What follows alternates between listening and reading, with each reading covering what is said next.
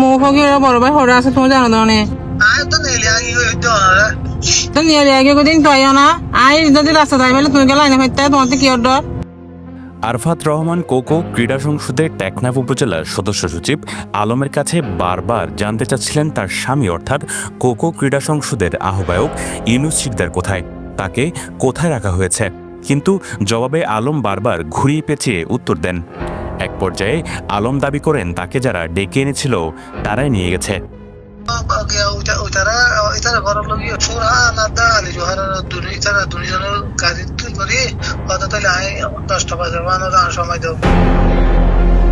জানা গেছে মঙ্গলবার রাতে নীলার, ফোরকান, আলী জোহার ও কোকো ক্রীড়া সংসদের সদস্য সচিব আলম বাসায় গিয়ে দাওয়াতের কথা বলে ডেকে নিয়ে যায় ইউনুসকে।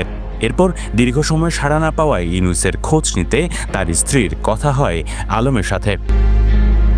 আলম মুঠোফোনে ইউনুসের স্ত্রীকে জানায় ইউনুসকে আলী জোহার, ফোরকান ও অন্যান্যরা নিয়ে গেছে। সকাল ৮টার মধ্যে তারা ইউনুসকে ফেরত দেবে বলে জানায়। জবাবে ইউনুসের স্ত্রী জানায় ইউনুস যদি মারা যায় এর দায়ভার কে নিবে। আরে তোমার রাসে হয়ে দে, তোমার রাসে হয়ে দে, আলমের রাসে আয় এতে রাইতে বং হয়ে দে।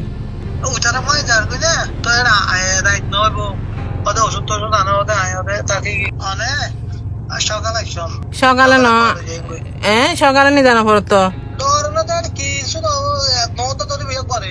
মানুষই বাদে ফেসার বেড়ে মানে তুমি জানো এই অতি জেট পর্যন্ত তুমি বেগিন জানো তখন স্টুক গেলে তুমি আর পর্যন্ত দাইবা না নাকি হাত দাইবা তুই আর ঠিক ঠিকানা দাও না আয় জানতে পারি কিন্তু চোরে আনি আনি। স্ত্রীর আশঙ্কা বাস্তবে পরিণত হয়। মঙ্গলবার রাতে ছেড়ে দেওয়ার আকুতি জানালেও মন গলেনি অভিযুক্তদের। পরে বুধবার সকালে নীলার রঙ্গিখালী ব্রিজের নিচ থেকে ইউনুসের মরদেহ উদ্ধার করা হয়। ইউনুস মেম্বারের ভাগিনা বলেন ইউনুসকে তার সংগঠনের সদস্য সচিব আলম দাওয়াত দিয়ে তার বাড়িতে ডাকে। পরে ইউনুস তার স্ত্রীকে বাড়ি ফিরতে দেরি হবে বলে ফোন করেও বলেন। এর ৫ মিনিট পর আবার ফোন করেন ইউনুস। তখন তিনি স্ত্রীকে বলেন তাকে আটকে রাখা হয়েছে, দ্রুত প্রশাসন নিয়ে তাকে উদ্ধার করতে। পরে পুলিশ নিয়ে তার আলমের বাড়িতে গেলে বাড়ি তালাবদ্ধ পায়। আরফাত রহমান কোকো উপজেলার টেকনাফ উপজেলার সেক্রেটারি উনি ডেকে নিয়ে যায় ৮টার দিকে। এরপরে আবার 10টার দিকে আবার ফোন দেয়, বলে আমার এরা তো এখানে দাওয়াত করছে, আমার একটু আসতে লেট হবে। আবার ১০-১৫ মিনিট পর আবার উনি ফোন দিয়ে জানায় কি আমার এদিকে একটু সমস্যা হয়েছে, আমরা একটু ফোর্স নিয়ে আমাকে উদ্ধার করতে আসো ওনার বাসায়। তো আমরা ফোর্স নিয়ে ওই সময় ওনার বাসায় গেছিলাম, কিন্তু ওনার বাসা ছিল তালামারা, বাসায় কেউ ছিল না।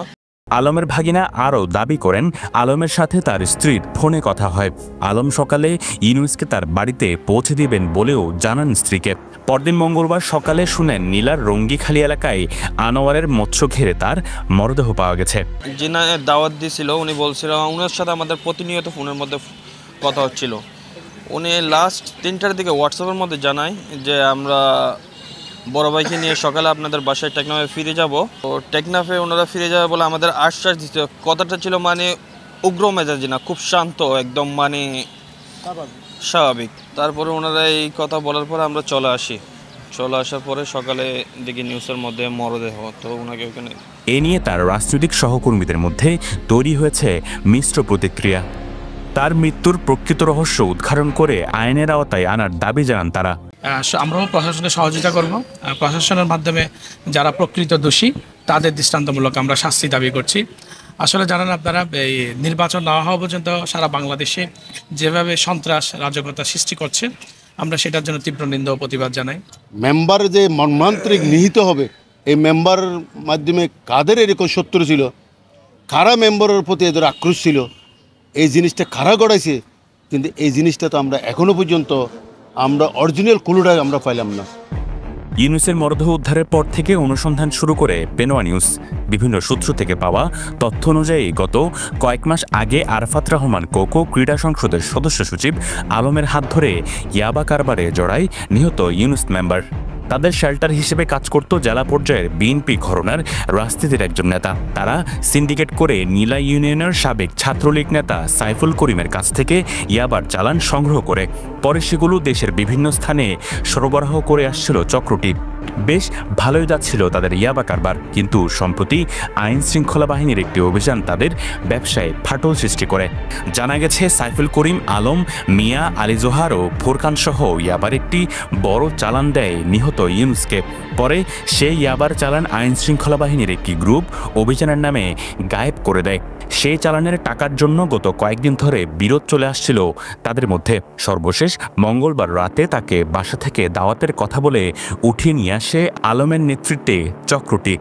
ইয়াবার লেনদেনের কারণেই ঘটনাটি ঘটেছে বলে দাবি একাধিক সূত্রের। এদিকে ঘটনার সুষ্ঠু তদন্ত দাবি করেছেন স্থানীয়রা। তারা অপরাধীদের মুখোশ উন্মোচনে আরও তৎপর হওয়ার দাবি জানান। ওনার বিচারটা যেন সঠিকভাবে হয়, যারা অ্যাকচুয়ালি অপরাধী এরা যেন এই নির্ণয় হত্যাকাণ্ডের থেকে এরা পলাতে না পারে। সত্যটা কোনোদিন কেউ মিথ্যা চাপা দিয়ে রাখতে পারবে না। আমি প্রশাসনের প্রতি জোর দাবি জানাচ্ছি, যারা এ ঘটনা করছে তাদেরকে আইনের আওতায় এনে দ্রুত শাস্তির ব্যবস্থা করার জন্য তদন্ত করুক। আমরা চাই প্রকৃত দোষীকে বের করে তার শাস্তির ব্যবস্থা করা। এদিকে পুলিশেরও ধারণা পূর্বশত্রুতা বা লেনদেন সংক্রান্ত বিরোধ নিয়ে হত্যাকাণ্ডটি ঘটেছে। নিহত ইউনুস সাবরাং ইউনিয়নের চান্দলিপাড়া এলাকার মোহাম্মদ কাশিমের ছেলে এবং তিনি ১ নম্বর ওয়ার্ডের সাবেক ইউপি সদস্য ছিলেন জাতীয়তাবাদী রাজনীতির সাথে সম্পৃক্ত। সর্বশেষ আরফাত রহমান কোকো ক্রীড়া সংসদের টেকনাফ উপজেলার আহ্বায়কের দায়িত্বে ছিলেন তিনি। News desk, পেনওয়া।